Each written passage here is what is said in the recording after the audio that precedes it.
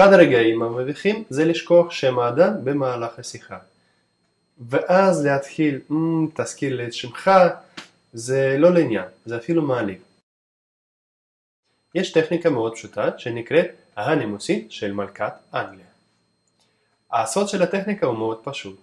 צריך לחזור כ3 פעמים על שם האדם שאתם מדברים איתו. להגיד שלום אלכס, להגיד אז מה אתה אומר אלכס? נכון אלכס שזה ככה? נכון. בסיום השיחה אפשר להגיד להתראות אלכס. רוצים עוד טיפים איך לשפר את היכולת הסקירה שלכם? איך לדעת לזכור מספרים, שמות, מונחים, טקסטים, ספרים שלמים? אגב, הקורסים שלנו משפרים גם יכולת המיקוד, חשיבה ויצירתיות. כל זה תוכלו למצוא באתר של אקדמיה לזיכרון פנומנלי וקריאה מהירה. כתובת האתר תראה את הלוח. נכון.